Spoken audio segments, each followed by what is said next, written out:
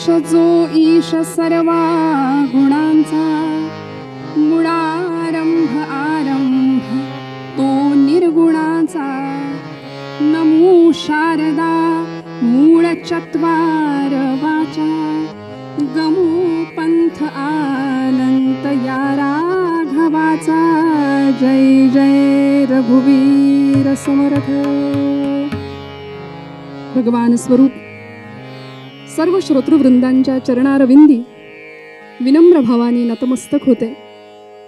कीर्तन सेवेसाठी निरूपणासाठी घेतलेला श्लोक अत्यंत सोपा, सुटसुटीत, मोजक्या आणि मार्मिक शब्दातला, भुजंग प्रयात या मराठी वृत्तामध्ये ज्याची रचना केली आहे आणि महाराष्ट्रातल्या अनेक वाङ्मयीन साहित्य संपदेपैकी समर्थ सद्गुरू राष्ट्रगुरू समर्थ रामदास स्वामी जे महाराष्ट्रातल्या पंचप्राणांपैकी एक समजले जातात, की ज्यांनी क्षात्र धर्माचं तेज जनमनामध्ये पेरलं।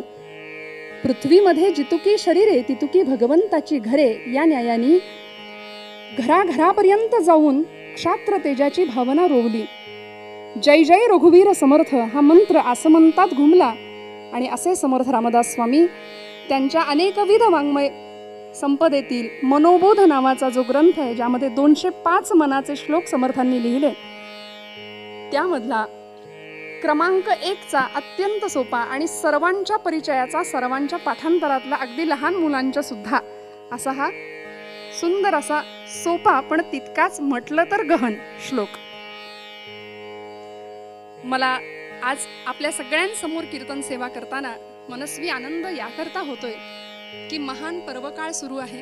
भाद्रपद शुद्ध चतुर्थीला आपल्याकडे गणपती बाप्पांचं आगमन झालं आणि आज महालक्ष्मी, जिला आपण गौरी, ज्येष्ठा गौरी आवाहन असं म्हणतो, त्या गौरीचं पूजन, त्या आदिलक्ष्मीचं, त्या आदिशक्तीचं, त्या जगन्मायेचं पूजन आज महाराष्ट्रातच नाही, भारतात नाही, तर मी म्हणेन जगात सुद्धा अनेक ठिकाणी ही पूजा आमची होतीये।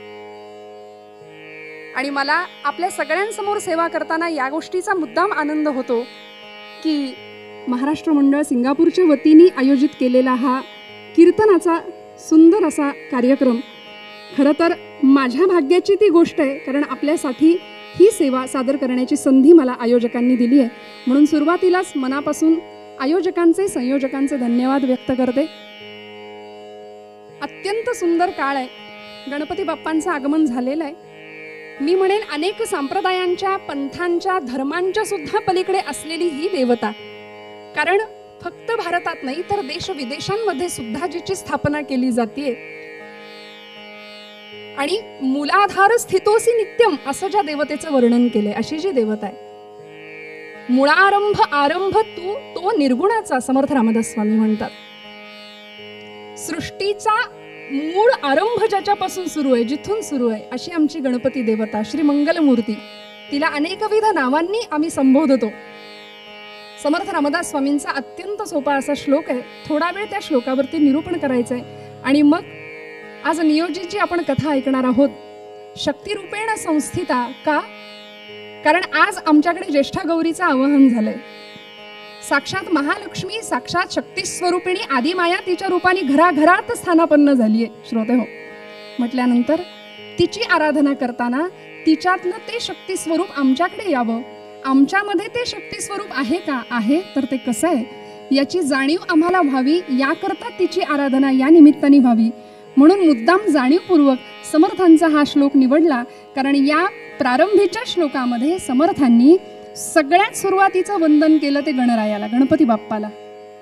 श्लोक सगळ्यांच्या परिचित आहे, गणाधीश जो ईश सर्वा गुणांचा, पहिलं वंदन गणपती रायाला। मुळारंभ आरंभ तो निर्गुणांचा, यानंतर दुसरा नमस्कार समर्थ करतात, नमो शारदा मूळ चत्वार वाचा। म्हणून म्हटलंय ना, भारतीय संस्कृती, भारतीय म्हणण्यापेक्षा वैदिक, सनातन वैदिक हिंदू धर्म संस्कृती असं मी मुद्दाम म्हणेन, की या संस्कृतीने इतकी दिव्य आणि उज्ज्वल परंपरा आम्हाला घालून दिली की जगाला ललामभूत ठरेल अशी आमची वैदिक संस्कृती आहे, की ज्यामध्ये वेदोखिलम धर्ममूलम स्मृतिशीले च तद्वदाम आचारश्चैव साधूनाम आत्मनः तुष्टिरेव च. म्हणाले वेद प्रामाण्य सगळ्यात महत्वाचं आहे.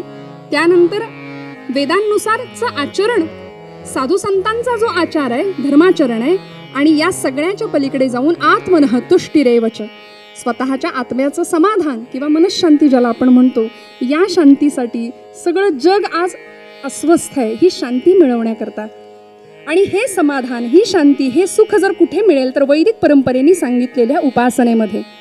मग ती उपासना कशी आहे श्रोते हो?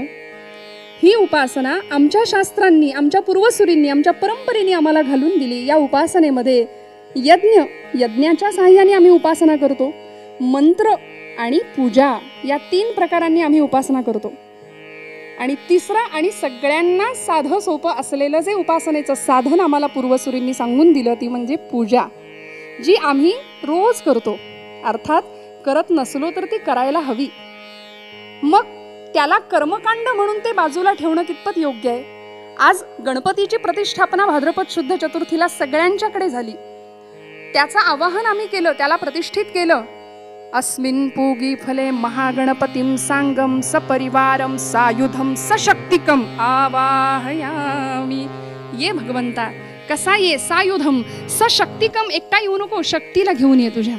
आणि म्हणून गणपती बाप्पांच्या पाठोपाठ बरोबर षष्ठी दिवशी आमच्या मातोश्री, म्हणजे गणपती बाप्पांच्या मातोश्री म्हणजे गौरी पूजन, महालक्ष्मीचं पूजन घराघरामध्ये होतं. अर्थात ते पूजन करण्याची पद्धत, रीत प्रत्येका ठिकाणची वेगवेगळी आहे.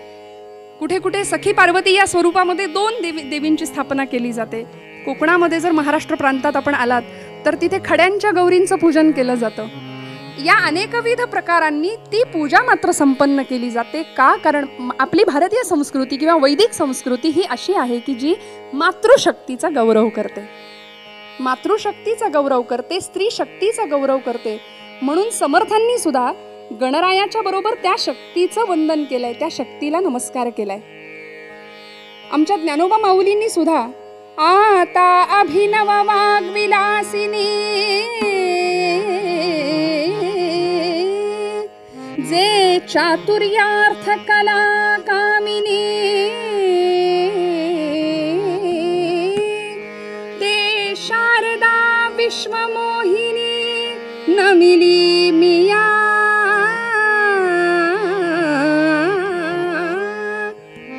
आता वाग्विलासिनी म्हणून या वाग्देवतेला, शारदा मातेला माऊलींनी सुद्धा वंदन केलं. कधी? देवा तूची गणेशू सकलार्थमती प्रकाशू, असं म्हणून झाल्यानंतर आता अभिनव वाग्विलासिनी जे चातुर्यार्थ कलाकामिनी ते शारदा विश्वमोहिनी नमिलिनिया, ती विश्वस्वरूपिणी जगदंबा आहे, तिला वंदन केलं. म्हणून मुद्दाम समर्थांचा हा श्लोक निवडण्यामागचं आजचं कारण, आज गौरी आवाहन आहे म्हणजे त्या शक्तीची पूजा आहे आणि गणपतीची सुद्धा पूजा आहे. म्हणून समर्थांनी वंदन करताना गणाधीश जो ईश सर्वा गुणांचा, गणाधीश सगळ्या गणांमध्ये जो अधीश, गणांचा जो अधिपती आहे, गणांचा जो स्वामी आहे. गण म्हणजे काय? ज्याची गणना केली जाते असा त्याला गण म्हणतात. असा एक गट, असे अनेक गट, त्या गटांचा जो प्रमुख आहे म्हणजे सगळ्या गणांचा जो प्रमुख आहे तो गणपती बाप्पा आहे. गणाधीश जो ईश सर्व गुणांचा, तो गणाधीश आहे तसा तो गुणाधीश सुद्धा आहे. सगळ्या गुणांचा तो स्वामी आहे. म्हणून अशा गुणांची आम्ही कास धरावी ज्यामुळे भगवान गणपती बाप्पा आमच्यावरती प्रसन्न होतील. कुठले गुण? सुभाषितकार म्हणाले उद्यमं साहसं धैर्यं, उद्यम साहसं धैर्यं बुद्धिशक्ती पराक्रमः षडेते यत्र वर्तन्ते तत्र देवो सहायकृत. उद्यमं साहसं धैर्यं बुद्धिशक्ती पराक्रम, या 6 गुणांचा ज्यांनी आधार घेतला, या 6 गुणांची कास ज्यांनी धरली त्याला भगवान बाप्पा गणपती मंगलमूर्ती प्रसन्न होणार आहे, ती शक्ती प्रसन्न होणार आहे. आणि म्हणून सगळ्या गुणांचा तो स्वामी आहे. असं म्हणतात भगवंत कुणालाही फुकट काही देत नाही. आपण म्हणू, आपल्याकडे एक म्हण आहे बघा, असेल माझा हरी तर देईल. तर माणसाने एवढं लक्षात ठेवावं, भगवंत काही वेडा नाही हो. आपण सुरुवात तर करूया. आपण 1 करावं, पुढची 2 शून्य ठेवायला परमेश्वर समर्थ आहे. म्हणून हे 6 गुण ज्याच्याकडे आहेत त्याला भगवंत तत्र देवो सहाय्यकृत, त्याला भगवंत सहाय्यभूत होतो. आणि गणेश देवताच अशी आहे की जी उद्योगावर आरूढ आहे. मुद्दाम आपल्याकडे जी शास्त्र परंपरागत अशी जी आदर्श मूर्ती सांगितली ना गणपती बाप्पाची, आता अलीकडे फॅशन अशी आहे की कुठल्याही रूपामध्ये आम्ही त्याला स्थापन करतोय, पण शास्त्रानुसार गणेशाची आदर्श स्थापना करणारी जी मूर्ती आहे ती आसन घातलेली मूर्ती आहे. स्थिर आसन आहे, स्थिर मांडी आहे बाप्पाची. का? कारण त्यातून आम्ही प्रतिकात्मक अर्थ असा घ्यायचा आहे की त्याचंच आसन स्थिर राहू शकतं ज्याची बुद्धी स्थिर आहे. श्रोते, स्थिर बुद्धीचं ते लक्षण आहे. नाहीतर मग आमची बुद्धी इतकी चंचल आहे सध्या. स्थिर आसन म्हणून आमची संस्कृती सांगते ध्यान, प्राणायाम, योग. का? एका आसनावर आम्हाला बराच वेळ बसता आलं पाहिजे. स्थिर आसन आहे. त्या मांडीजवळ बाप्पांचं वाहन आहे, मूषक ज्याला म्हटलंय. म्हणून गणपतीला मूषक वाहन असं म्हणतात. उंदीर किंवा मूषक हे मायेचं प्रतीक आहे आणि त्या अर्थाने भगवंतांनी मायेला पायाशी घेतलंय. त्यातून असा अर्थ आहे की ती माया जर आम्ही डोक्यावर घेतली ना तर भवसागरात बुडून मरून जाऊ. म्हणून मायेला नेहमी पायाशी ठेवायचंय. माया आणि उंदीर या दोघांचाही स्वभाव सारखा आहे बघा, कुरतडणं. माणसाला अखंड कुरतडत राहते. चंचल, माया चंचल आहे, उंदीर चंचल आहे. आणि उद्योगी, कायम उद्योगी, म्हणून बाप्पा त्याच्यावर आरूढ आहेत, उद्योगावर आरूढ आहेत. भलं मोठं पोट आहे, पोट मोठं म्हणून लंबोदर असं म्हटलंय भगवंतांना, तर याचा अर्थ आहे अनंत ब्रह्मांडे उदरी. बरं, ते भलं मोठं पोट आमच्या सगळ्यांच्या चुका, आमच्या सगळ्यांची पातकं पोटात त्या भगवंतांनी घातलेली आहेत आईच्या मायेनी, म्हणून त्याचं ते उदर मोठं आहे. आणि ते उदर भगवंतांनी नागपाशाने बांधून ठेवलेलं आहे. म्हणून आपण म्हणतो लंबोदर पीतांबर फणीवर बंधना. बंधन आहे नागपाशाचं पोटाला केलेलं. आणि त्यानंतर त्या पोटावरती भली मोठी सोंड आहे, ज्याला वक्रतुंड असं म्हटलंय आपण. आता सोंड वाकडी म्हणून वक्रतुंड का हो? नाही, वक्रगतीने जाणाऱ्या माणसांना सरळ मार्गावर आणणारा असा तो वक्रतुंड आहे. शासन करणारा आहे प्रसंगी, म्हणून वक्रतुंड. एकंदर शरीराच्या मानाने डोळे अत्यंत बारीक आहेत भगवंतांचे. सूक्ष्म दृष्टी, ज्याला आपण फेस रिडिंग म्हणतो ना, चेहरा पाहून स्वभाव किंवा जातक वर्तवणं, असं एक शास्त्र आहे. मग ज्यांचे डोळे अत्यंत सूक्ष्म बारीक असतात ना, ते दूरदृष्टीचं लक्षण आहे. भगवंत आम्हाला या निमित्ताने सांगतात की जगाकडे डोळसपणे पहा, दूरदृष्टीने वर्तन करा. आणि एकंदर शरीराच्या मानाने, आता ते गजमस्तक असल्यामुळे भले मोठे कान, ज्याला सुपासारखे कान असं आपण लहान मुलांना सांगतो. सुपाचा गुणधर्म आहे. कॉन्व्हेंट मधल्या मुलांना किंवा इंग्लिश माध्यमाच्या मुलांना जर सूप म्हटलं तर ते सूप आता बघायलाही मिळत नाही अशी परिस्थिती आहे. पण वास्तविक सूप, गणपतीचे कान सुपासारखे असं म्हटलं की तो लहान मुलगा म्हणतो how it is possible, because soup is liquid. कारण ते पिण्याचं सूप त्याला माहितीये, पाखडायचं सूप कोणी बघितलंय. पण सुपाचा गुणधर्म असा आहे की जे असार आहे ते टाकून द्यायचं, टरफल टाकून द्यायचं, आणि जे सत्व आहे, सार आहे, ते जवळ करायचं. आमचं ऐकणं, आमचं श्रवण हे असं असलं पाहिजे गणपतीच्या कानांसारखं, सुपासारखं. जनी निंद्यते सर्व सोडून द्यावे, जनी वंद्यते सर्व भावे करावे. आणि मग चतुर्भुज असा असलेला बाप्पा, एकदंतम चतुर्हस्तम पाशमम कुशधारिणम, अथर्वशीर्षामध्ये वर्णन केलंय. पाश अंकुश धारण केलेले आहेत मागच्या हातामध्ये. का? दुष्टांचा संहार करणारी ती देवता आहे, पराक्रम करणारी भगवंत आहेत. आणि मग पुढचे 2 हात, एक हात आहे तो भक्तांना वर देणारा. गंमत म्हणून सांगते, भक्तांना वर देणारा, भक्तांना वर घेणारा आणि अभक्तांना वर पाठवणारा. वरद हस्त आहे. डाव्या हातामध्ये मोदक आहे बाप्पांच्या. आता हा मोदक गणपती बाप्पा खातो का किंवा नाही खात याविषयी चर्चा करत बसण्यापेक्षा अथर्वशीर्ष आमच्या फलश्रुतीमध्ये असा उल्लेख आहे, यो मोदक सहस्त्रेण यजती. जो कोणी सहस्त्र मोदकांचा हवन करतो, म्हणजे आपली यज्ञ संस्था जीवित राहिली पाहिजे. यज्ञाची पूजा महत्वाची, अग्निपूजा महत्वाची आहे, त्याला गणपती देवता प्रसन्न होते. असा हा गणाधीश असलेला भगवंत. समर्थ म्हणतात, गणाधीश जो ईश सर्व गुणांचा. तो गणाधीश आहे, गुणाधीश आहे, मुळारंभ आरंभ तो निर्गुणांचा. सृष्टीच्या आरंभाला या ब्रह्मांडाची, या सृष्टीची उत्पत्ती किंवा निर्मिती कशी झाली याविषयी आमच्या शास्त्रज्ञांनी सुद्धा भरपूर शोध लावले, विचार केला. आमच्या पूर्वसुरींनी सुद्धा भरपूर विचार केला आणि आमची परंपरा आम्हाला सांगते, आमचं शास्त्र आम्हाला सांगतं नव्हे, बिग बँग थेअरी सुद्धा आज जगामध्ये हेच सांगतेय की या सृष्टीच्या आरंभाला भला मोठा प्रस्फोट झाला, खूप मोठा आवाज झाला आणि त्या आवाजाला आमची परंपरा सांगते तो आवाज ओम ओम असा होता. आणि हा ओंकार म्हणून त्याला मूलाधार स्थितोसी नित्यम, किंवा समर्थ म्हणतात मुळारंभ आरंभ, मूळ आरंभच तुझ्यापासून आहे रे भगवंता. ओंकार स्वरूप असलेली देवता, मुळात निर्गुण असलेली ती तुमच्या माझ्यासाठी साकार आली. मूर्तीपूजा करून आम्ही तिची भक्ती करतो. पण अकार उकार आणि मकार आणि वरची अर्धचंद्रबिंदी म्हणजे 3.5 मात्रांचा तो ओंकार. तुकोबराय म्हणतात ना, अकार तो ब्रह्मा, उकार तो विष्णू, मकार महेशो जाणीला. म्हणजे या 3 देवतांचं एकत्रीकरण, उत्पत्ती स्थिती आणि लय करण्याचं सामर्थ्य ज्या बाप्पाकडे आहे ती गणपती देवता. आणि मग 3.5 मात्रा म्हणजे कुठली, तर ओंकारावरची जी अर्धचंद्रबिंदी आहे ती म्हणजे ती शक्ती आहे बरं, जी मला आज मुद्दाम आपल्याला सांगायची आहे. ज्या शक्तीची उपासना आम्ही आज करतोय, गणपती बाप्पा पाठोपाठ आज गौरी आवाहन आहे, ज्येष्ठा गौरींचं आज पूजन आहे घरामध्ये बाप्पांच्या आईचं म्हटल्यानंतर, ही शक्ती स्वरूपिणी जगदंबा त्या गणपतीमध्ये स्थित आहे. त्या ओंकारामध्ये त्या चंद्रबिंदीच्या रूपाने ती स्थित आहे. कारण जिथे सृजन आहे, जिथे नवनिर्माण आहे, तिथे ती शक्ती आहे.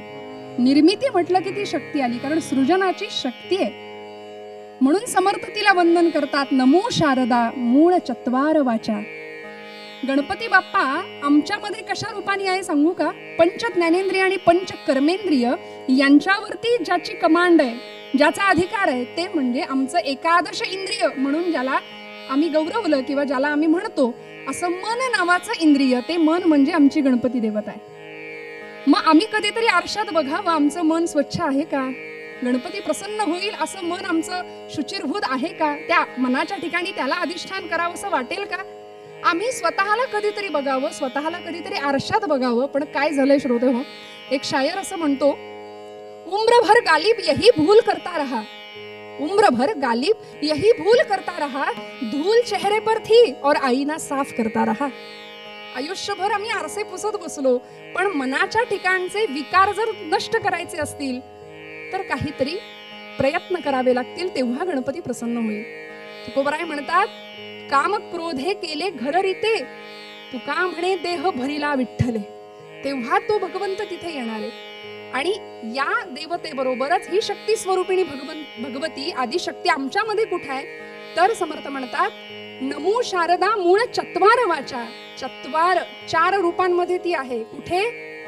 वाणीचे 4 प्रकार आम्ही सांगतो, परा, पश्चंती, मध्यमा आणि वैखरी. जिथे विचार निर्माण होतात त्याला परावाणी असं म्हणतात. आमच्या देहामध्ये जिथे विचारांची निर्मिती होते, सृजन होतं, ती शक्ती तिथे परावाणीच्या रूपाने स्थित आहे आमच्यामध्ये, तुमच्या माझ्या देहामध्ये. परा. पश्यती, जिथे तो विचार विकसित होतो, त्या विचाराचं जाणीवेत रूपांतर होतं, ती पश्यंती किंवा पश्यती असं म्हणतात. मध्यमा, ती स्वररूप घेते, स्वर निर्मितीची क्षमता, ती शक्ती मध्यमा. आणि जिला वैखरी असं म्हटलंय की ती शक्ती शब्दरूपाने अस्तित्वात येते, म्हणजे वैखरी. अशी ही शक्ती तुमच्या माझ्यामध्ये आहे. म्हणून आजच्या दिवशी महालक्ष्मीचं पूजन का करायचं? कारण ही शक्ती तुमच्या माझ्यामध्ये आहे. असं नाही की ती फक्त स्त्री देहामध्येच आहे, ती सगळ्यांमध्ये सर्व रूपाने वसलेली आहे. मग ही लक्ष्मी आमच्याकडची अलक्ष्मीचा त्याग करते, म्हणून तिची प्रतिष्ठापना किंवा तिचं स्वागत, तिचं आवाहन आणि तिचं विसर्जन. ही महालक्ष्मी किंवा ही गौरी आमच्याकडे आली आहे म्हटल्यानंतर, लक्ष्मी म्हणजे मला सांगा फक्त पैसा हा अर्थ नाहीये ना. लक्ष्मी या शब्दाचा अर्थ असा आहे, फक्त आर्थिकता किंवा फक्त सबळता यावी म्हणून तिची स्थापना करायची का? नाही. तर आमच्याकडचं वैभव लक्ष्मी आहेच आहे, पण ज्ञान लक्ष्मी, विद्या लक्ष्मी आमच्या तुमच्या माझ्या घरामध्ये असलेल्या मुलांच्याकडे असली पाहिजे अशी ती संस्कार लक्ष्मी. आणि सगळ्यात महत्वाचं म्हणजे आज सगळं जग ज्या महामारीने त्रासलेलं आहे आणि आता ज्या सगळ्यात मोठ्या श्रीमंतीची गरज आहे ती म्हणजे आमच्याकडे असायला हवी ती आरोग्य लक्ष्मी. म्हणजे मी तर असं म्हणेन, ज्याचं आरोग्य अतिशय उत्तम सुंदर, तो जगातला सगळ्यात श्रीमंत माणूस आहे. ती लक्ष्मी आमच्यावर प्रसन्न होईल. कारण शरीरम आद्यम खलु धर्म साधनम नव्हे तर खलु सर्वच साधनम. सगळीच साधन, सगळंच मिळवायचं असेल तर शरीर नावाचं साधन आम्हाला उत्तम राखलं पाहिजे. त्याकरता या शक्तीची उपासना आहे, या गणपती देवतेची उपासना आहे. आणि ही शक्ती कशी आहे, तिला जर जाणून घ्यायचं असेल तर काय करावं लागेल? त्याकरता आम्हाला ही पूजा करावी लागेल.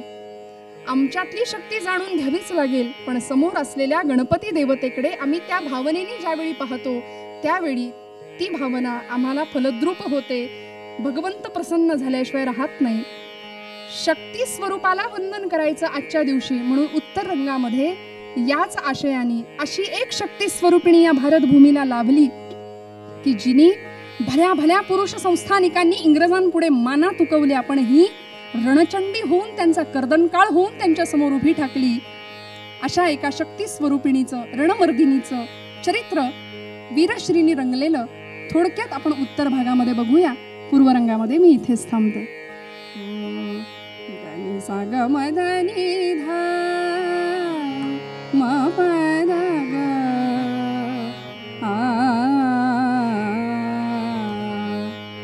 गणाधीश जो ईश सर्व गुणांचा, गणाधीश जो ईश सर्व गुणांचा,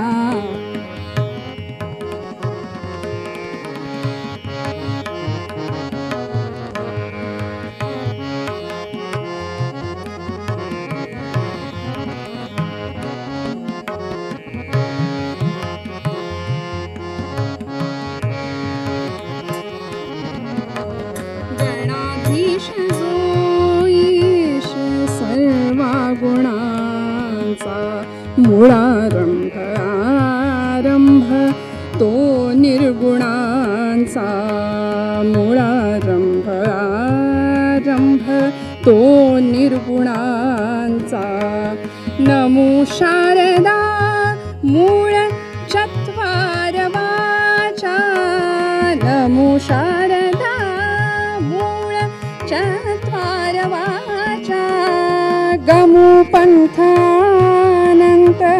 या राघवाचा, गमो पंथ अनंत या राघवाचा. गणाधीश जो ईश सर्व गुणांचा, गणाधीश जो ईश, गणाधीश जो ईश, गणाधीश.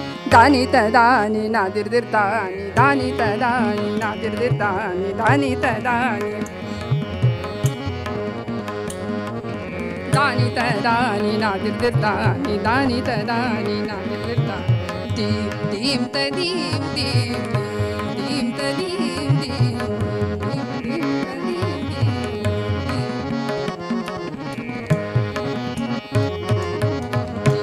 दीम तदीम तदीम दीम तनननननन तारे तदानी, दानी तदानी नादिर्दिर्दानी, दानी तदानी.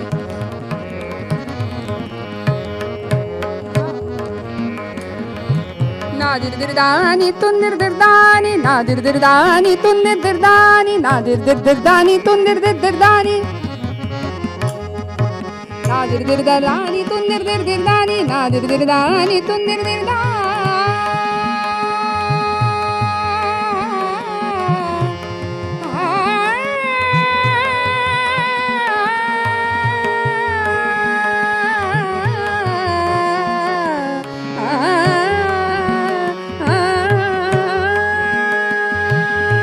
नादिर्दिर्दानी तुन्निर्दिर्दानी,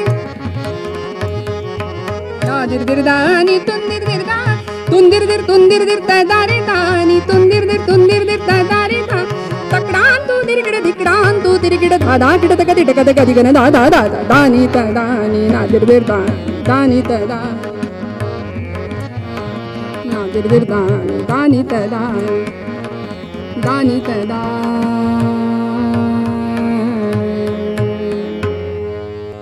श्री मंगलमूर्ती मोरया. जय जय जय रघुवीर समर्थ. आमच्या या कीर्तन सेवेसाठी नादब्रह्म, स्वरब्रह्म आणि शब्दब्रह्म असा त्रिवेणी संगम झाला तर कीर्तनामध्ये साक्षात परब्रह्म साकार होतं. ती रंगदेवता प्रसन्न होते आणि या परब्रह्माला साकार करण्याकरता श्रोते तुम्ही जगदीश मूर्ती, श्रोत्यांच्या रूपात आम्ही परब्रह्माला पाहतो, भगवंताला पाहतो. आणि आजच्या आपल्या श्लोकाची रचना सुद्धा अशीच आहे ना. गणाधीश जो ईश सर्वा गुणांचा, गणपती ही ईश्वराची प्रेरणा, मायेची कृपा म्हणजे शारदेची म्हणजे आदिशक्तीची कृपा. आणि आम्हाला पोहोचायचंय कुठं तर या श्लोकाचं वर्म गमू पंथ अनंत या राघवाचा. राघव म्हणजे साक्षात परब्रह्म स्वरूप असं समर्थांना म्हणायचंय. ईश्वराच्या प्रेरणेनी, शारदेच्या कृपाशीर्वादानी आम्हाला कुठे जायचंय तर अहम ब्रह्मास्मीचा बोध आम्हाला घेता येईल का. तो म्हणजे मीच आहे, मी भगवंतापासून वेगळा नाहीये, हा अनुभव आम्हाला घेता यावा. आणि ते घेण्याचं एकमेव ठिकाण म्हणजे कीर्तन आहे. नवविधातली सर्वश्रेष्ठ असलेली भक्ती. आणि या आमच्या कीर्तन सेवेसाठी आज संवादिनीच्या साथीसाठी माझे यजमान स्वतः कौस्तुभ परांजपे उपस्थित आहेत. आणि तबल्याच्या साथीला आमच्या भाग्यानी आज आम्हाला प्रख्यात तबलावादक आदरणीय मिलिंद तायवाडे सर उपस्थित आहेत. त्यामुळे त्यांनाही मी नमस्कार करते, वंदन करते, आपल्या सगळ्यांचे आशीर्वाद मागते आणि गोड आवाजामध्ये भजन करूया. लगेच कथा भागाला सुरुवात करूया. श्रीराम जय राम जय जय राम, श्रीराम जय राम जय जय राम.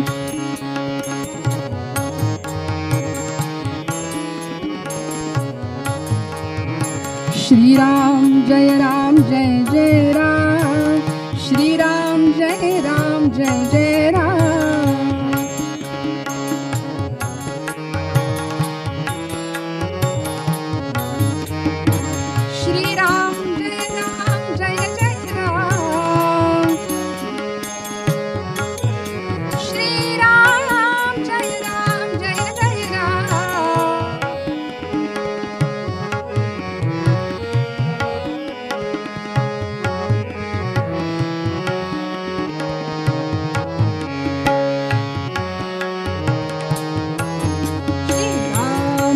राम जय जय राम, श्रीराम जय राम जय जय राम. श्रीराम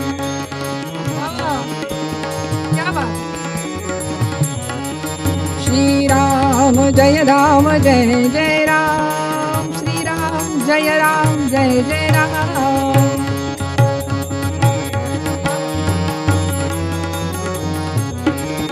श्रीराम जय राम जय जय राम,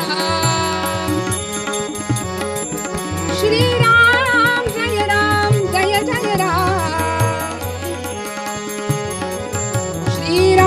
श्रीराम जय राम जय जय राम, श्रीराम जय राम जय जय राम. श्रीराम जय राम जय जय राम, श्रीराम जय राम जय जय राम. श्रीराम जय राम जय जय राम.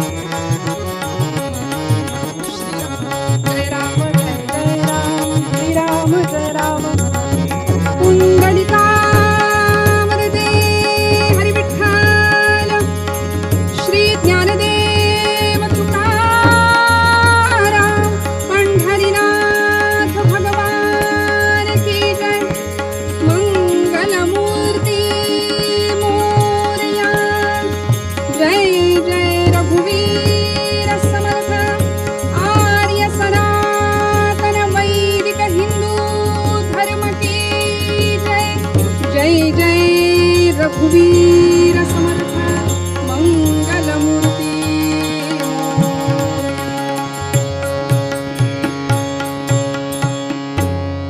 पंढरीनाथ भगवान की जय.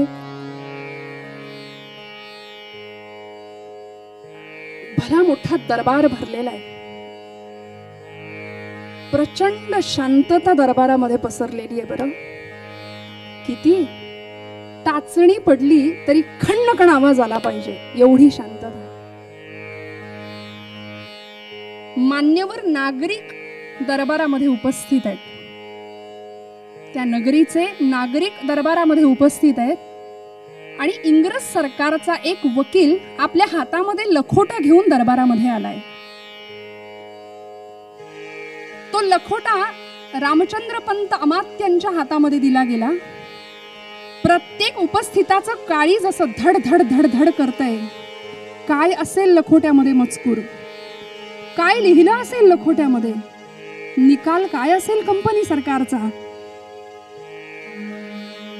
आणि त्या मेजर एलिसच्या लखोट्याचा मजकूर आणि त्या मजकुराचा आशय एकच होता, दत्तक विधान नामंजूर आणि झाशी संस्थान खालसा. चिकाचा पडदा टर्र दिशी फाटला आणि पडद्यामागून आवाज आला, खामोश, मेरी झाशी नहीं दूंगी. म्हणून सगळ्या इंग्रज सरकारला थरकाप उडावा अशा शब्दामध्ये ठणकावून सांगितलं, मी माझी झाशी देणार नाही. होईल खालसा झाशी की दत्तक होईल मान्य, होईल खालसा झाशी की दत्तक होईल मान्य. आशा की भव्य निराशा, प्रश्न हाची चिंताजन्य.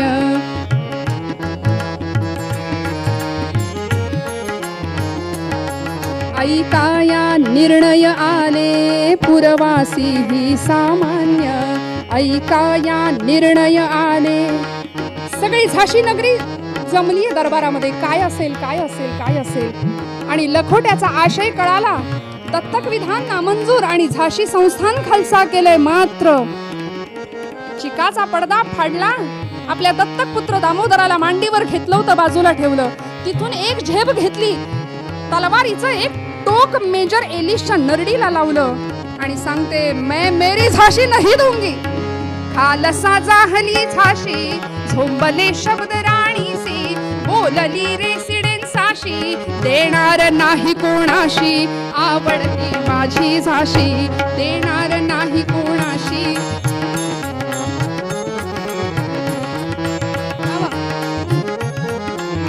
अरे मी अबलाय, मी विधवाय म्हणून मला असहाय्य समजतोस, पण लक्षात ठेव, मी विधवा अबला ऐसी, अन्याय कथू कवणासी.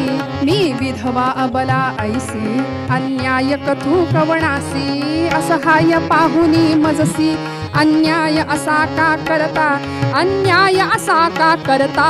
झाशीवर माझी सत्ता, अन्याय असा का करता, झाशीवर माझी सत्ता.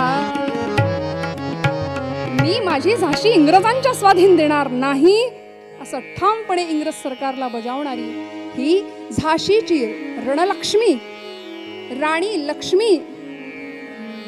मूळ गाव महाराष्ट्र प्रांतामध्ये, खरं तर महाराष्ट्रातली सातारा जिल्ह्यामध्ये वाई नावाचं क्षेत्र. या वाईचं मूळचं हे तांबे कुटुंबीय. या वाईचे मोरोपंत तांबे आणि भागीरथीबाई यांची ही अत्यंत सुंदर सद्गुणी अशी लाडाची लेक. पण आता उत्तर प्रदेशामध्ये आली होती, झाशी संस्थानची महाराणी म्हणून आली होती हो. पण काय काळ होता श्रोते हो. इंग्रजांनी 16व्या शतकापासूनच भारतामध्ये आपले पाय रोवायला सुरुवात केली. नवे भारतीयांचा स्वाभिमान स्वतःच्या टाचेखाली तोडवायला सुरुवात केली. येताना रिकाम्या आगबोटी आणल्या होत्या, जाताना इथलं सगळं भरभरून न्यायला लागले. आणि बघता बघता 18वं शतक उजाडलं. या 18व्या शतकामध्ये लॉर्ड डलहौसी नावाचा एक इंग्रज गव्हर्नर, त्यांनी असं धोरण सुरू केलं होतं की भारतातली सगळी संस्थानं खालसा करायची. इंदोरचं होळकर संस्थान, धारचं पवार संस्थान, साताऱ्याचं औंध संस्थान, एक एक एक एक खालसा होत गेली. आणि पुण्यामधली पेशवाई सुद्धा बुडाली. परवशता पाश दैवे ज्याच्या गळा लागला, असुनी खास मालक घरचा म्हणती चोर त्याला. परवशता पाश दैवे ज्याच्या गळा लागला, परवशता पाश दैवे ज्याच्या गळा लागला. परवशता पाश दैवे ज्याच्या गळा लागला, परवशता पाश दैवे ज्याच्या गळा लागला.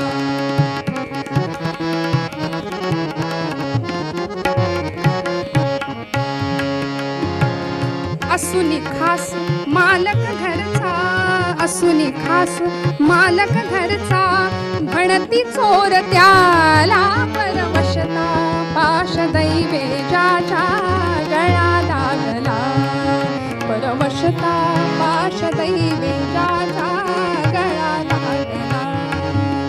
काय परिस्थिती, मातृभूमी ज्याची त्याला होत बंदिशाला, परवशता पाश दैवेजाच्या गळा लागला. इंग्रजांनी स्वतःच्या टाचेखाली भारतीयांचा राष्ट्राभिमान तुडवला आणि ही कन्यका मनकर्णिका नाव ठेवलं होतं बरं.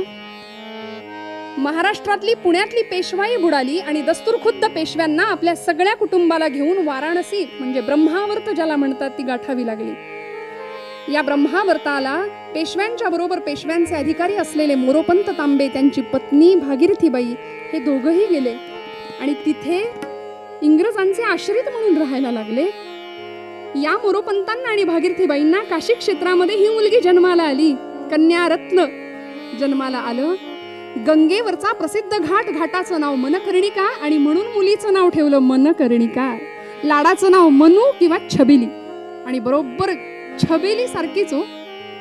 उत्तर प्रदेशामध्ये तर तिला बिजली बिजली म्हणायचे आणि एखादी वीज चमकावी अशी चपळाई. लहानपणामध्ये असं ध्येय अंगामध्ये होतं की या भारत मातेचं दुःख दूर करायचं, तेव्हाच शेवटचा श्वास घ्यायचा. म्हणून पेशव्यांची मुलं नानासाहेब पेशवे, रावसाहेब पेशवे या सगळ्यांना शिक्षण देणारे एक अत्यंत सुंदर हुशार असे गुरुजी त्यांना मिळाले. शस्त्रशास्त्र पारंगत असलेले तात्या टोपे, ज्यांना तात्या गुरु म्हणायचे. तात्या टोप्यांच्या मार्गदर्शनाखाली या सगळ्या मुलांचं शिक्षण सुरू झालं, शस्त्रांचं आणि शास्त्राचं. कमरेला तलवार अडकून फिरायची हौस. अगदी 10व्या वर्षी घोडेस्वारी करायला शिकली आणि बघता बघता बघता या मुलीचा विवाह निश्चित झाला बरं. पूर्वकाळच्या प्रथेनुसार 10वं वर्ष म्हणजे अष्टवर्षात भवेत कन्या आणि कन्या म्हटलं की ती लग्नाची झाली, पूर्वकाळचा रिवाज. पण या मुलीचं भाग्य असं होतं श्रोते हो, आई वडिलांची लाडकी लेक जन्माला आली पण 3 वर्षाचं बाळ झालं. 3 ते 4 वर्षाची ही मनकर्णिका म्हणजे मनू, या 4थ्याच वर्षी मातृछत्र हरपलं. नियतीने काळाचा घाला घातला, आई निघून गेली आणि आई विना पोरकी असलेली पोर वडिलांच्या छायाछत्राखाली वाढतीये. मोरोपंतांवर आता दुहेरी जबाबदारी होती, आईचं आणि बापाचं दोनही कर्तव्य त्यांना पूर्ण करायची होती. ही लहानाची मोठी होतीये, वडिलांच्या दरबारी रीतिरिवाजात सुद्धा त्यांना मदत करायची, कचेरीमध्ये जायची, घरामधली सगळी कामं या लेकरांनी करावीत. आणि बघता बघता बघता वय वर्ष 10, 10व्या वर्षी या मुलीला विवाह स्थळ चालून आलं आणि ते स्थळ असं होतं की उत्तर प्रदेशामध्ये झाशी नावाचं संस्थान.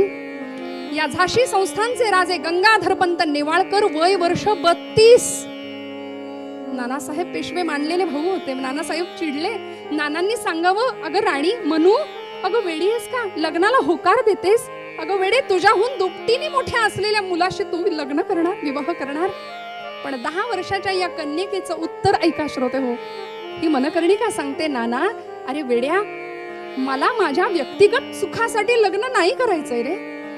हे बघ, आपली आई आजारी आहे, आपली भारत माता पारतंत्र्यात आहे आणि तिला जर मुक्त करायचं असेल ना तर मला सांग, आपल्या व्यक्तिगत सुखदुःखांची होळी नको का करायला? 10 वर्षाच्या मुलीचे उद्गार आहेत बरं का हे श्रोते. म्हणून आज आम्ही ही चरित्र ऐकायची. अरे मला माझ्या व्यक्तिगत सुखासाठी हा विवाह नाही करायचा आहे, मी हत्तीवर बसेन, अंबारीत झुलेन, छत्र चामर परिधान करीन, यासाठी नाही रे.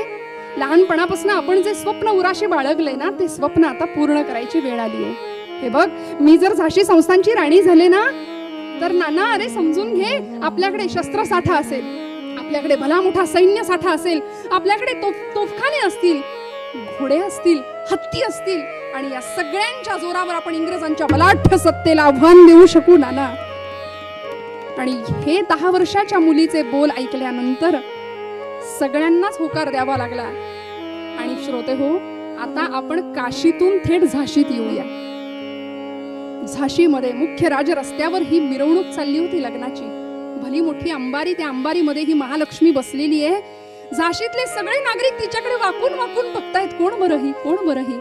कुणीतरी म्हणावं, अरे आपल्या मोरोपंतांची मनू, छे छे, आता म्हणू नाही, आता ती गंगाधर पंत नेवाळकरांची लाडकी धर्मपत्नी लक्ष्मी तिचं नाव आहे. झाशीची राणी झाली.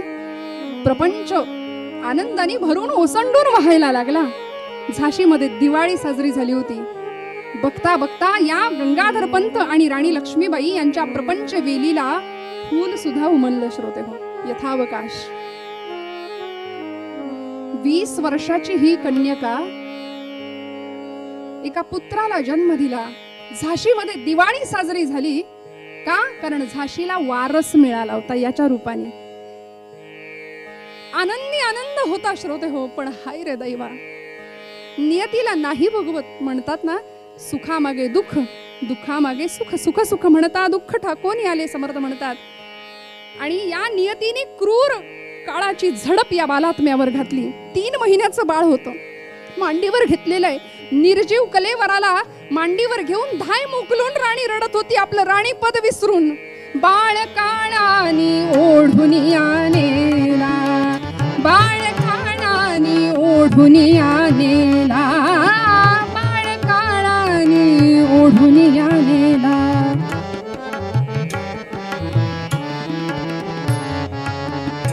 दशरथाचे परिपुत्र शोक झाला, दशरथाचे परिपुत्र शोक झाला.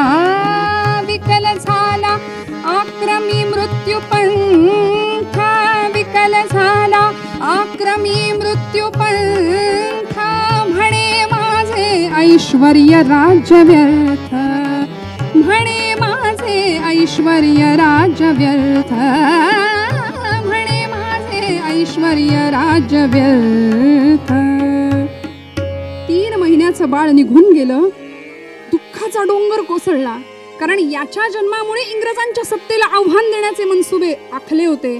पण दुर्दैव, मुलाच्या निधनानंतर 2च वर्षात श्रोते हो, गंगाधर पंत नेवाळकर स्वर्गवासी झाले. आधीच पुत्र निधनानं जखमी असलेल्या काळजावरती नियतीनं दुसऱ्यांदा प्रहार केला आणि आता पती निघून गेला. 22व्या वर्षी वैधव्य समोर आलं. पण तिचं मन तिला पुन्हा सांगत होतं की राणी, व्यक्तिगत सुख दुःख कुरवाळत बसायला तुला हे महाराणी पद मिळालेलं नाहीये.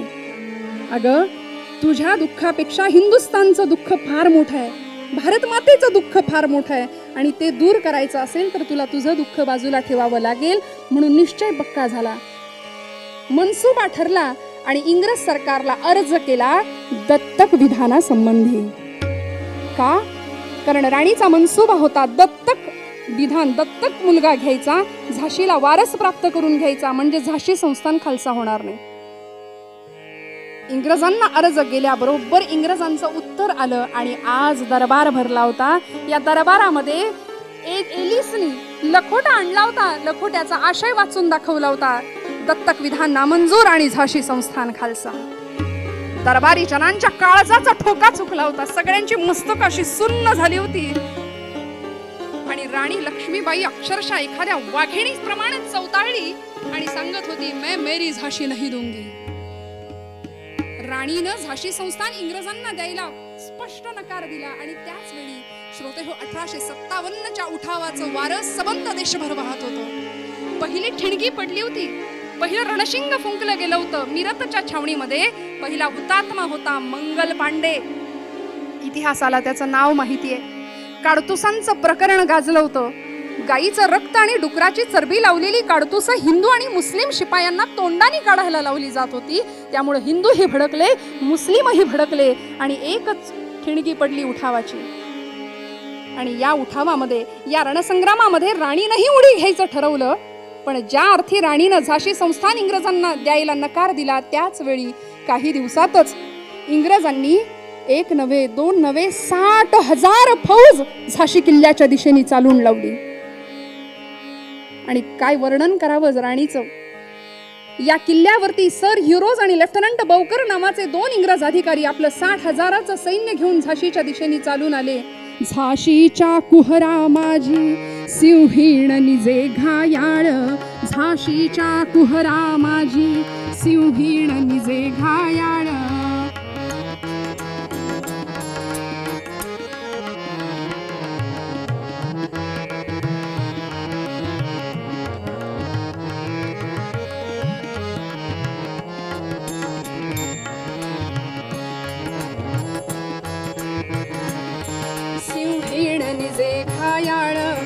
गर्जना उठे भवताली स्वातंत्र्य संगरी काळ लावा या भाग्य कसाला तेजस्विनी करी कल्लोळ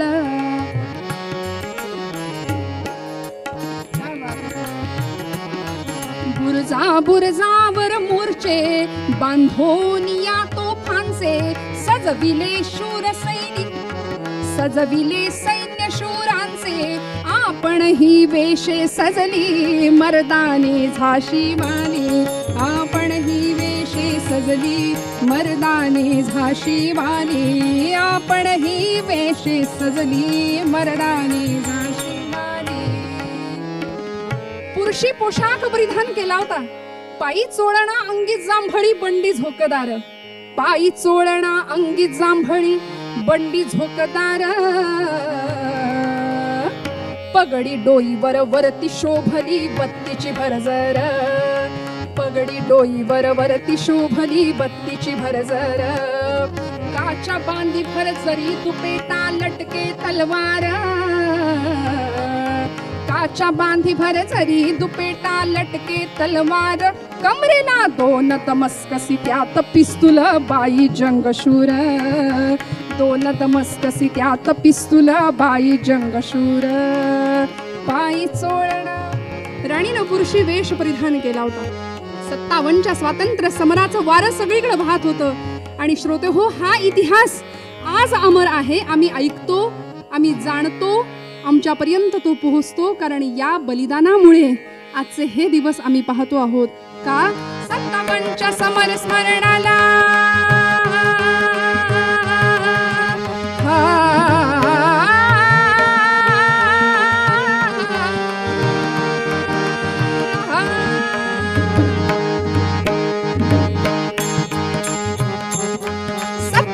समर स्मरणाला 57च्या समर स्मरणाला 57च्या समर स्मरणाला पेटल्या ज्वाला चमकली झाशीवाली समरात चमकली झाशीवाली समरात वीज जशी चमके आसमानात हा वीज जशी चमके आसमानात हा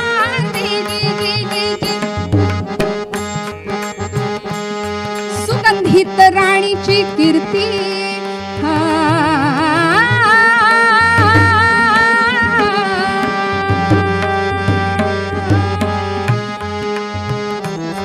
सुगंधित राणीची कीर्ती पूजनीय मूर्ती स्वराज्य कीर्ती चला हो भाग्यवान हो स्वप्नी तरी भाग्यवान हो चला हो झाशी दर्शना जाऊ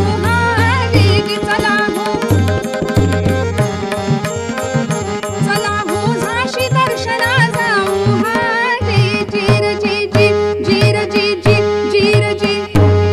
इंग्रजांच्या विलायती तोफा झाशीवरती आग ओकतायत. राणी आपल्या 2000 स्त्रियांची पलटण उभी केली आहे. 2000 स्त्रियांची पलटण राणीने उभी केली होती. का? स्त्री शक्तीचं हे प्रदर्शन होतं. बरं, स्त्री असहाय्य नाहीये, तिच्यामध्ये शक्तीचा वास आहे हे स्वतः तर सिद्ध करतच होती. आणि त्याचबरोबर जिगरबाज मैत्रिणी अशा काही जमवल्या 2000 स्त्रियांची पलटण. आणि ती पलटण पुढे आम्हाला सुभाषचंद्र बोसांच्या सैन्यामध्ये दिसली. बरं, राणी लक्ष्मीबाई रेजिमेंट. या राणी लक्ष्मीबाईने तो पाया रोवला होता हिंदुस्थानच्या स्वातंत्र्याचा. स्त्रियांची पलटण उभी केली. शूरवीर सैनिकांचं सामर्थ्य पणाला लागलं होतं. आणि यावेळी इंग्रजांची फौज किल्ल्याला भिडली होती. हाहाकार झाला होता. सगळीकडून आगीचे लोळ उठत होते. राणी या बुरुजावरून त्या बुरुजावर, या तटावरून त्या तटावर धावत होती. प्रत्येक शिपायाला प्रोत्साहन देत होती. समोर येईल त्या शिपायाला, इंग्रज अधिकाऱ्याला कंठस्नान घालत होती. एक क्षण असा आला की तिला कळालं इंग्रजी फौज पळून गेली. वास्तविक इंग्रजांनीच ही अफवा उठवली होती भारतीय सैन्यामध्ये, झाशीच्या सैन्यामध्ये. पण ही अफवा राणीच्या कानावर आली. तिला खरं वाटलं. आणि दुर्दैवाने गेले कित्येक दिवस रक्तानं माखलेली न्हायलेली राणी आज पहिल्यांदा महालामध्ये गेली. आपला केशसंभार उधवला, गरम पाण्याने स्नान केलं आणि केशसंभार उधवत बसलेली आहे. विचारचक्र वेगाने फिरतंय, काय होईल माझ्या झाशीचं. माझ्या पतीला प्राणापलीकडेही प्रिय असलेली झाशी, काय होईल भविष्य या झाशीचं, असा विचार करत असताना तिची एक दासी अक्षरशः महालामध्ये धावली, अंगावर कोसळली, रक्तानं माखलेली होती. राणीसाहेबा दगा झाला, राणीसाहेबा घात झाला. दुलाजी ठाकूर नावाचा राणीचा एक विश्वासू सरदार होता, तो दुर्दैवानं इंग्रजांना फितूर झाला. श्रोते हो, फितुरीचा रोग फार राष्ट्रघातकी. आमच्या भारतीय स्वातंत्र्याला जो रोग लागला ना इतिहासाला, तो म्हणजे फितुरीचा. दुर्दैवानं त्याची फळं आज तुम्ही आम्ही सुद्धा भोगतो आहोत की काय असं म्हणावं लागेल. निष्ठावान सैनिकांची कमतरता होती असं नाही, पण हजारोंच्या नेकीवर एकाची हरामी पाणी फिरवत होती. इंग्रजांचं गौरवर्णी त्या देहामध्ये काळ्या कभिन्न नागाचं रक्त वाहतंय याची जाणीव आमच्या हिंदुस्थानातल्या स्वार्थी आणि मतलबी लोकांना नव्हती, त्यामुळे फितुरी होत होती. राणीला नाव कळालं मात्र तळपायाची आग मस्तकाला गेली, ताडकन उठली, आपला बुचडा बांधला आणि एखाद्या वाघिणीनं जशी गुहेतनं झेप बाहेर घ्यावी तशी गेली. रात्रीच्या 1:30च्या अंधकारामध्ये कोण कुणाशी लढत होतं कुणाला कळत नव्हतं.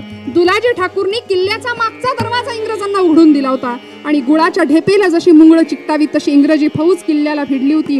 हाहाकार झाला होता, कोण कुणाशी लढतंय ते कळेना. पण त्याही अंधाऱ्या रात्री राणीने दुलाजी ठाकूरला गाठलं, तलवारीचे इतके सपासप वार त्याच्या अंगावर केले की मोजता येणार नाही तेवढे त्याच्या देहाचे तुकडे राणीनं केले होते. देशद्रोह्याला शासन हे झालंच पाहिजे हा दंडक होता. आणि आता झाशी फार काळ टिकाव धरेल की नाही, कारण इंग्रजांनी बीजन कत्तल चालवली होती. श्रोते हो, बीजन कत्तल. राणीच्या किल्ल्यावरचा एक एक महाल पेटला होता. त्या विलायती तोफांनी झाशीचे केले हाल.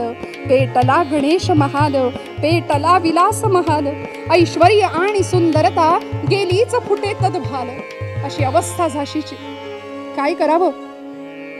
आणि म्हणून मनसुबा झाला. राणीचे वडील मोरोपंत तांबे राणी जवळ आले आणि राणीला सांगत होते, मनू आपण किल्ल्यातनं पळून जाऊया. अगं मारता मारता मरणे शौर्याचे हेची लक्षणं. असं नाही मरायचं, शत्रूला मारून मरायचं, लक्षात ठेव. म्हणून ज्या बाजूला इंग्रजी फौजेचा पहारा ढिला होता त्या बाजूला ही सगळी फौज आली आणि इंग्रजी फौजेला कळायच्या आत इशारा झाला आणि राणीसह 80 वीर घोड्यासह तटावरनं खाली. यावेळी राणीने राजरत्न नावाचा तिचा घोडा घेतला होता. एका वस्त्रामध्ये पाठीशी आपला दत्तक पुत्र दामोदर त्याला बांधलं होतं आणि 80 वीर राणीसह तटावरनं वेढ्या पलीकडे निघाले होते. याच वेळी श्रोते हो, लक्ष्मीचा धैर्य तट अढळ, झाशीचा तट जरी ढळला, तन निश्चय बुरुज न हाले, एक एक बुरुज ढासळाला. निश्चयाचा बुरुज पक्का होता, अढळ होता. म्हणून झाशीच्या किल्ल्याची वेस ओलांडणार ही सगळी मंडळी. एवढ्यात मोरोपंतांच्या पायाला इंग्रजांची मर्मभेदक गोळी लागली. वडील घोड्यावरनं पडता पडता अलगद राणीनं धरलं. सांगते, बाबा माझ्या घोड्यावर बसा. मोरोपंत म्हणाले, नाही म्हणू, आपल्या दोघांचं वजन घोड्याला पेलणार नाही, तू जा पुढे. पण नाईलाज झाला, शेवटी जावं लागलं आणि त्या निर्दयी इंग्रजांनी मोरोपंतांना झाशीच्या किल्ल्याच्या दरवाजाला फासाला लटकवलं. श्रोते हो, राणी धावत होती. झाशी ते कालपी 112 मैलांचं अंतर कापलं. मागे दामोदराला बांधलेलं आहे. जीवाच्या आकांताने घोडे पळत होते. राजरत्न चौखूर धळत होता. काय वर्णन आहे आमच्या इतिहासाचं. ही राणी आणि हाच तिचा तो आवेश. हा पुतळा महाराष्ट्रामध्ये पुणे प्रांतामध्ये नव्हे, पुणे शहरामध्ये बालगंधर्व रंग मंदिरासमोर झाशीच्या राणीच्या पुतळ्याचं दर्शन होतं. श्रोते हो, का? कारण ज्या स्त्रीनी पुरुषांनी कसा पराक्रम गाजवावा, पुरुषांनी कसं सामर्थ्य दाखवावं हे शिकवलं ती झाशीची राणी. आणि ज्या पुरुषांनी स्त्रीनी कसं लाजावं, स्त्रीनी कसं असावं हे शिकवलं ते बालगंधर्व म्हणजे नारायण श्रीपाद राजहंस. दोघंही समोरासमोर आहेत. ही खासियत आहे. असा आवेश होता राणीचा. शत्रूची विजयी टोपी टापेने उडवून दिधली, उतरली नशात चढलेली, प्रबळातून अबला गेली. 112 मैलांचं अंतर काढलं. यामध्ये सुद्धा अनेक अडचणी आल्या होत्या. 1:30चा अंधकार. भांडेर नावाचं गाव लागलं होतं. मागून आवाज आला, आई आई मला भूक लागली ग, खायला देशील का काहीतरी. मागे बांधलेला दामोदर भुकेनं कासावीस झाला होता, पण त्याला घास कुठे मिळेल म्हणून गावामध्ये चौकशी केली. भांडेर नावाचं गाव होतं.